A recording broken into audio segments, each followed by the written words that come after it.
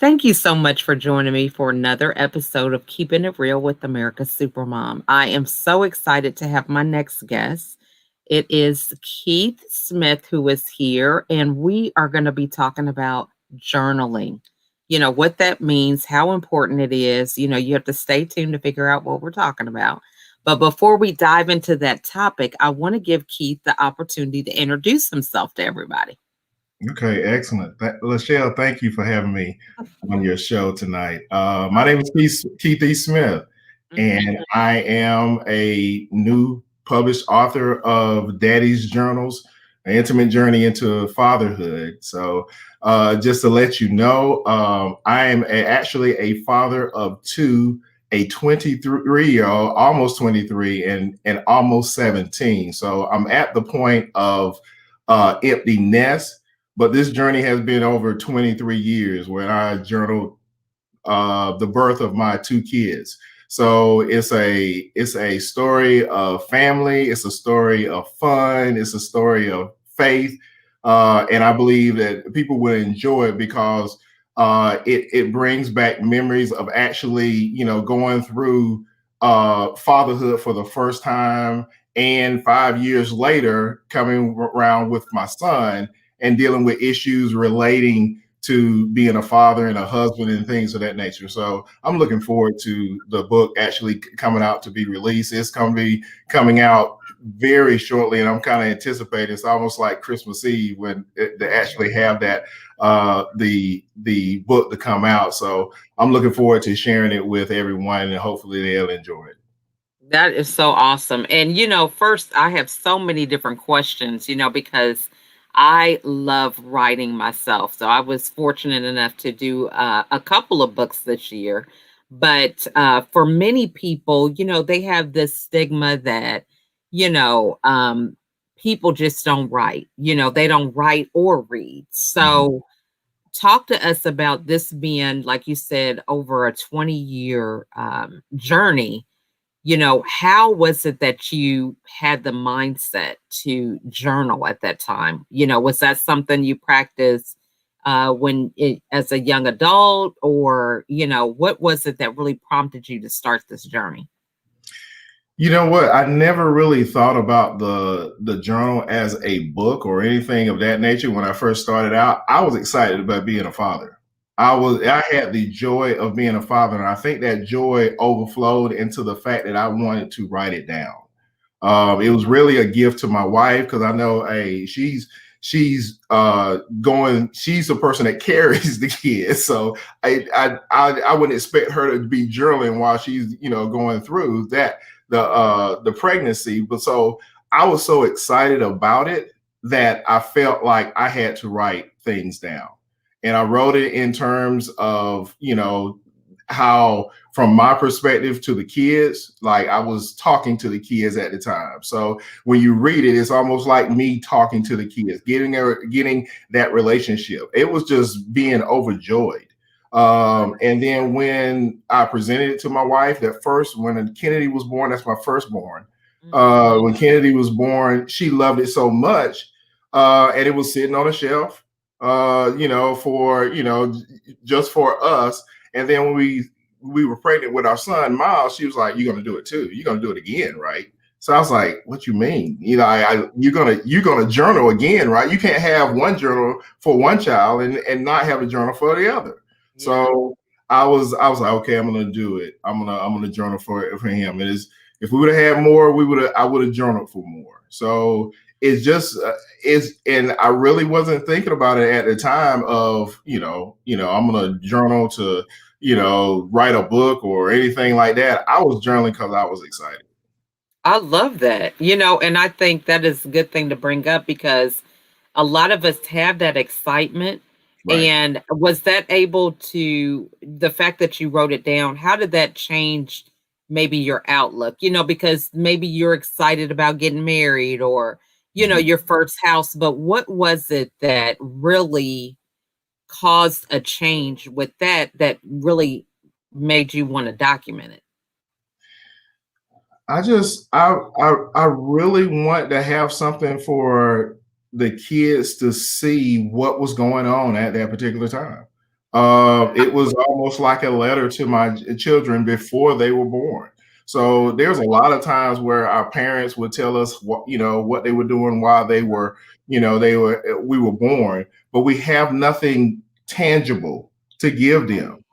So if they don't have, if it's just a story that is passed on from one to the next, that may get lost with generations. But in this particular time, I was like, okay, I was, selling on having it in a white binder, but they'll still have my words. He'll still have my thoughts. They'll still have my intention. And even though I wasn't conceptualizing that at the time, now I realize that, over 23 years, that's a legacy that I can leave. When I'm gone, they can still have my thoughts even before they were actually born, to know that we had an intention for them. When we decided to get pregnant, we were fortunate enough to be able to get pregnant right away. You'll see that in the book. If you read the book, the first entry, you realize how quick it happened.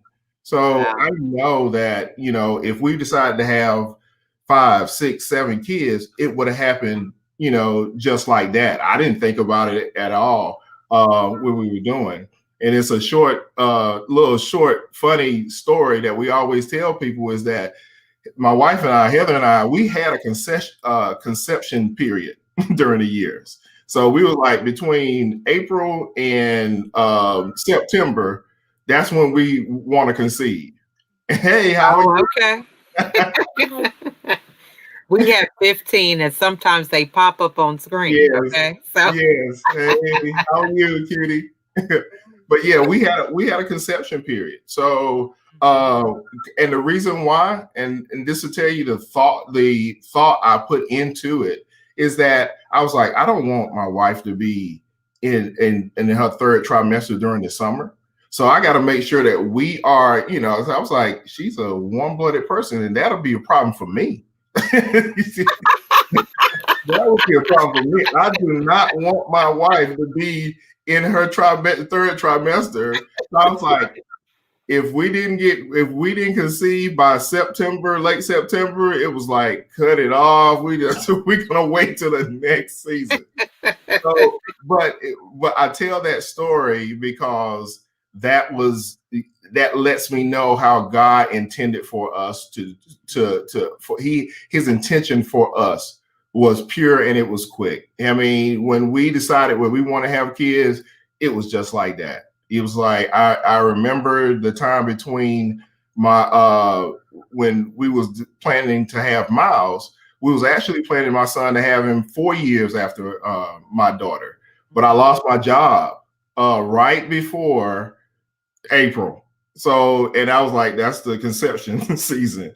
As soon as I was like, we can't have it right now. I don't know what the situation is going to be, and we held off for that next year. And then when the next year came back, I got a new job during that summer, and then boom, soon as we said, okay, let's go, God bless us again. And I know that a lot of people don't have that blessing.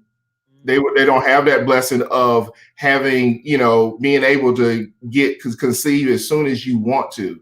So I don't take that for granted. It's a gratitude to have a family and look back and know that everything that we asked for, God provided for us. that So is so awesome. yeah, it is a blessing to write these journals, but it's more so a blessing to have them, to be to just marinate and just have, and to age over 23 years and be able to look back and have the wisdom of knowing all the things that we have gone through the stages of to being parents, how God brought us. So yeah, it's such a blessing. I'm looking forward to sharing it.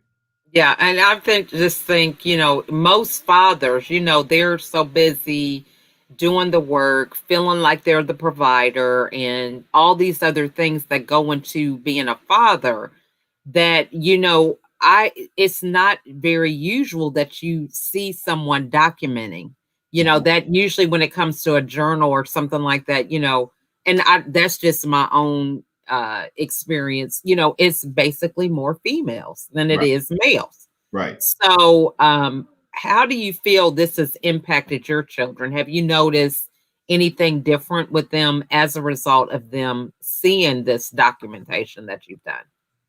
You know what? My kids are normal kids. They just see, dad is dad. So I mean, you don't really know how much it brings an impact to them. I think they do appreciate the fact that they do have the stories to look back on. Some of them may be somewhat embarrassing for them to read, but yeah, I believe that they look upon it as they get older. I think they appreciate it more and more. I think they appreciate it now, but I think the experience of it will allow them to appreciate it more and more. So it's just a blessing that I had the know-it-all to journal at that particular time. And just like I mean, I like I said, it was just excitement. It was just excitement about being a father. And then in hindsight, I just realized that excitement was just really intention. I was just in. I intended to be a father. And I think God blessed that by giving that ability to journal. Wow, that is just profound. That is so good because, right now, so many people don't have that intention. Right. It's like, we're on the waves tossed to and fro because pandemic, income changing, business industry, closing up or opening up depending on what side of the fence you're on. So Right.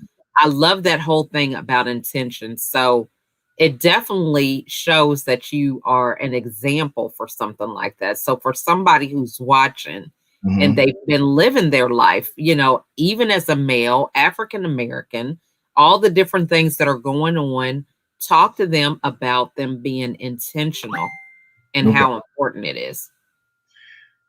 I guess being intentional gives those who are around you a direction and a sense of purpose. I think that a lot of times, like you said, we just live our lives without knowing, the rhyme or reason or the explanation for it, but actually explaining why or giving someone an example, I guess leading someone through your examples or through your words, being able to show them, hey, this is how it should be done. I always say that in being a parent, there is no manual to being a parent. There is no expert. Somebody tell you they are a subject matter expert into fatherhood. I'm questioning that. But being the thing about being a parent is being present, being able to say that I was present. I tell the kids all the time, and I still do. I said, look, I have never been the parent of if I'm talking to my daughter, a 22-year-old, or the parent of a 17-year-old. We are learning this thing together. And a lot of times, we always uh, put a superstar status on, our parenting, but really what we need to do is let them know, hey, this family is led by God. It's led by God. I'm just being used to guide you through this process. If the whatever experience that I have to help you guide you through this process, then that is my mission. That is my goal. So, you always, because I think a lot of times we fight that feeling of, when a child knows, all they know is their parents, everything, oh, the parent can do this, and then they can do this and do this. But we fallible too. We have issues. We working through certain things, and when it gets to that point where you have to let kids know that, hey, we can do this. You got to lean on what brought you there, and that's where my faith comes from. That's where I know that, okay, what God has given me is to be a steward of this, to be able to lead you to this. It is not me being infallible; it's me fallible leading you to one that's infallible. So, so it's a process of always leading to them. And then as they grow up, they're getting into adulthood, they know how to lean on God themselves. It's not more so, my parents led me to it. It's not that, they are the ones that, are boastful. So and in that, I always try to keep a humble spirit, a grateful spirit, to know that, okay, you brought me thus far. And like I say, with this book, it is like the beginning of that journey of actually knowing, okay, this is where it all started. I can remember where it all started. I can remember the excitement that I have, and it can carry me through those times when I doubt myself in my parenthood. So, and there are a lot of things within the book that people will enjoy. Some fun facts, and of course, it is a pregnancy. I mean, we have the morning sicknesses, we have the food urges. I mean, we have all those things in the book, but more so than that, it is the intention of starting a family and the building of a village. Because well, you have my mom and her and Heather's parents and my in-laws, which are phenomenal. I mean, I have great in-laws. Some people don't have that support system, but I have that village that was formed. The godparents of the kids, I mean, various friends, and they sprinkled in within the book, so they know, you can tell that building of that family village when we throughout the book. And I have, you can tell you what the things that were happening during that time. That was when I did Kennedy's journal. That was like 97, 98. There were major world events that were happening. I jot them down in the book, or things that were going on personally in my life. So it's just a lot of different things that come about, but that just lets you know it's a normal story. It's not anything special, but it's a normal story, and hopefully people will relate to that normal story and say, I can see myself in this story, and I can see, that this is how these are good tales that can be told to a young father, a young mother, those who want to come up and say, hey, this is a nice trail to follow in terms of trying to approach fatherhood. So that's what excites me. I love that. And so, the next question is thinking about perseverance. Mhm. For this to be a book over 20 something years, and, the discipline to write for one child and then later on for another, that journey was not an overnight thing. So a lot of people right now, we have a lot of the millennials, and they're in this time frame where everything's microwave, get it on Google, all this type of stuff. What would you say to them about the ability to persevere during things? What is your secret formula to that? Wow. I would think that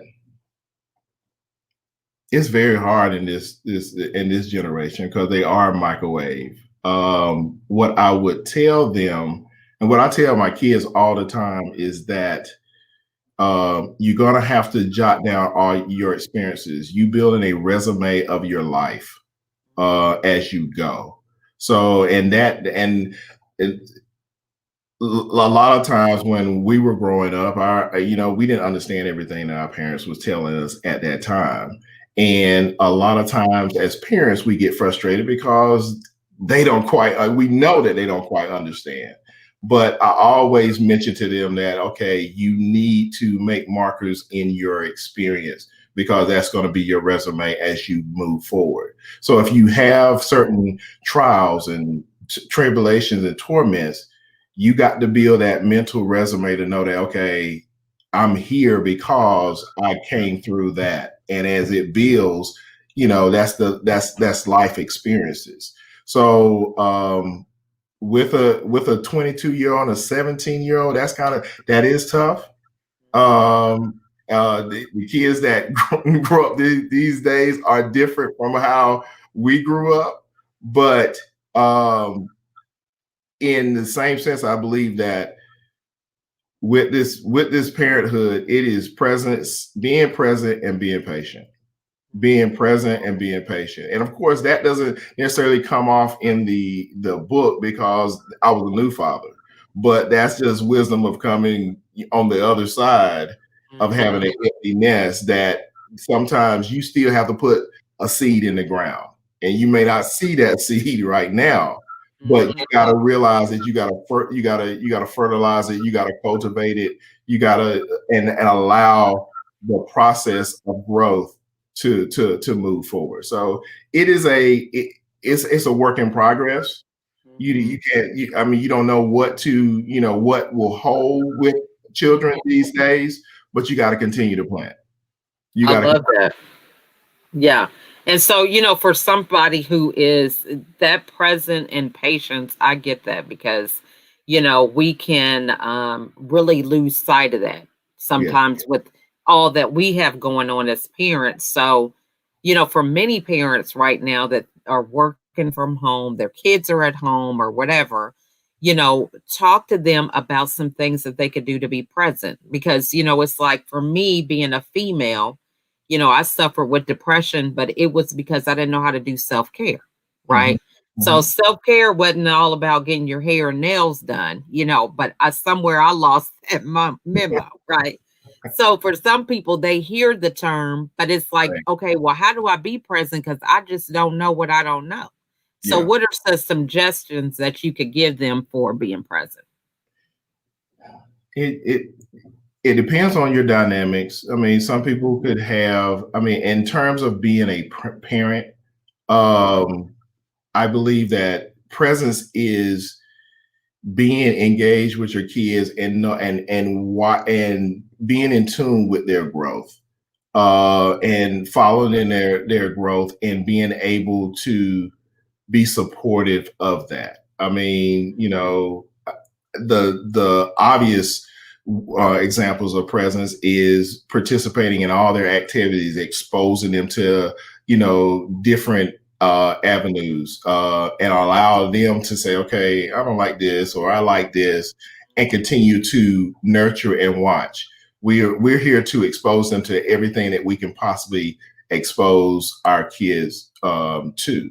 So it is a I believe that it is important that we always stay in a mindset of always engaging them to whatever they would like to do and following their interests and being attuned with their interests. So and sometimes that's hard because you don't know, that you may be hitting and missing. You may go to cheerleading practice, or you may go do soccer and you get worn out and storm, but you have to believe that that's an investment. That again, you are Mhm. planting a seed. They may never come back to that. They may even hate it while they're going through it. But you planting a seed of saying, hey, I'm exposing you to this to give you that experience so that you can know what you like, what interests you have. And then when they catch on, like we see, anything in life, when they catch on, it manifests itself. So watching your kids, and I think that's been important to me. It's been fun watching my kids grow up. Watching a young girl grow up. I always tell my wife, when she was growing up, I was messed up as far as a watching a young girl grow up. My sister was more of a tomboy than anything. She was, very, straight lace and didn't do the ruffles and the lace and everything like this. But my child was that girl. She was the girly girl. So it was a education for me. And you have to believe that, okay, you are the tutor, you are the teacher, but you're also the student. You are a student of your kids. You have to learn what your kids are about because they're individuals, and you have to know, okay, what can I learn from this? What are the process? So in that, as they grew up, I just enjoyed the learning. I was like, man, Mhm. I've never watched a young girl grow up to be a young woman, or watching my son grow up to be a young man, Mhm. or taking it back, having the joys of, when they were born, being Yeah. able to see their personalities develop and seeing, Mhm. who they were, and you can just look back and say, okay, I see who you as a young adult. I see how you were when you were a young child, and Mhm. those things, need to be cherished. They need to be passed on, because Mhm. even in our culture, in our community, Mhm. we have lost a lot. Uh, Mhm. and a lot of times we didn't have the capacity to document, but now we should have that focus to say, okay, I need to document my history. I need to document my lineage, because I know that someone's going to come along. Someone, my grandkids may come along, and they're going to pick up this book, or and they're going to read and probably laugh about things that were happening, but they're going to get a sense. They're going to get a tangible sense of what it is about their family. It's going to bring them a sense of pride. I hope it brings a sense of pride. I tell my kids all the time. I'm like, all I want is you to put a picture of me in your house somewhere. I don't care. Just let someone know, what I'm saying? And hopefully you can say something good about me. And I know that's right. That is awesome. And, just I love the way that you mentioned, a legacy, pretty much having something for generations, having that intention. And, Mhm. there's a lot of people right now, men, African American, who don't have a lot of hope. They look at the current state of what's going on. And, as an author, we may not be talking about Black Lives Matter or anything like that, but, you're an influencer. You have a voice that you know how to use and craft it in a way to share your experiences. So, for people out there who feel like, they're watching and they have no hope, and that is something that they kind of associate with not having hope, is because of their skin color, or opportunities that they feel that they haven't experienced. What words of hope and encouragement would you offer them? First, I would say that we all have a story. We all have a story to tell, and the myth that we don't kind of silences us a little bit, because we probably always been told that we don't. So being with like-minded men who want to, be right with their, not only with their children, but with their wives, and have all their different relationships that is in their lives, to bind together. I always say that, it's a stigma that men don't talk. Men talk. Men, they just need a forum where they feel like they can express themselves, and without feeling like, someone's judging them, someone's looking at them, and things of that nature. So just binding yourself. And I think, again, I've been fortunate. I've had the godfathers of my children. I mean, my kids call them uncles, and I have friends that I went to school with, and church members, and older adults. You know what I'm saying? You have to have that support system. I always think that everybody should have a personal board of advisors in their life. That means, okay, and like when I was starting out, and when we first started our family, it it was important for me to have someone who was older than me, that had kids above, older than my kids, so I can look at, how they interact. I had, of course, I had those who were with me, that our kids grew up and that we can talk about, things, and we still do. And I have those who are younger than me, that I can look at and like, okay, I can see where, where you going. I've been on that road. I think everybody should have that. I think Mhm. everybody should have that. And if my role is to fit in somebody's board of advisors at that point in time in their life, then I'm signing up for that, because that's what we're in for. We iron sharpens iron. And Amen.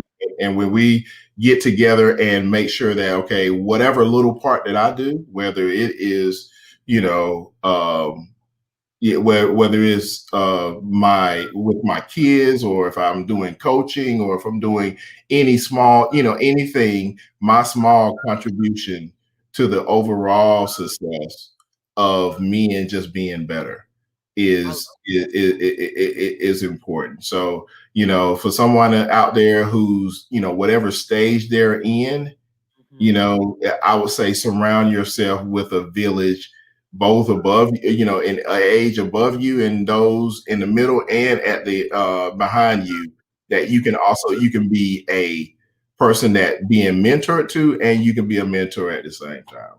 Amen. That's good. I love that. Right. So, I mean, this has just been a great conversation, and I think it's really a lot of fun to have this type of book for your children, for them to reflect on and, to look up to. It's good to have something in writing that, it's a landmarker for them. As they get older, they can go back and reflect on it, and it's like, those flowers, when it comes to being a parent, we don't always see them until we get older, and they have been through a few things and they understand, or have kids of their own before they have that true full circle appreciation. So I think this is really a blessed opportunity for you, Thank you. and just want to say thank you so much for joining us. So what is the best way for people to get a hold of you and to get a hold of your book? The best way to get my book is my website. It is daddysjournals.com. That's DADDYSJOURNALS.com. So that's the best way to get the book. My email is also daddysjournals at gmail.com, if you want Okay. to reach out to me as well. So, and like I said, we're still doing pre-orders. All pre-orders will get a signed copy of the book. Awesome. And then what final words do you want to leave with everybody today? First of all, I just thank you for having me on this show. This has been a joy, and I just want to share with everyone that we have to document what we do. We have to leave a marker and a legacy for our kids. Hopefully, this is a small piece of that, but an inspiration to all those young fathers who are coming up, who want to establish a legacy for their kids. Consider journaling. Your kid, whatever stage you're in, it doesn't have to be in their uh, before pregnancy. It could be at, during any stage, but actually journal your thoughts. Let them know, your intentions for that family, and let them know that you are the prince of your family, and you're willing to cultivate that to God's will. So thank you again for having me, and I definitely appreciate everything, and I appreciate this conversation. Oh, you are so welcome. And thank you so much. Your insights have been phenomenal. Thank So you. I hope everybody was taking notes, and I encourage them to reach out to you. Just a great, great testament to, hard work, perseverance, loving the fact that staying focused and intention. And so if you are watching and you do want to make a change and get around different people, I encourage you to reach out to Keith and get a copy of his book so that you can get that clarity to start walking on a different road, because it doesn't happen without you taking action. So thanks again for your insights, Keith. And we wish you the best on your book and look forward to more things to come. Thank you. Appreciate you. All right. You have a good night. Thank you. Thanks for watching, everybody. We'll see you on the next episode.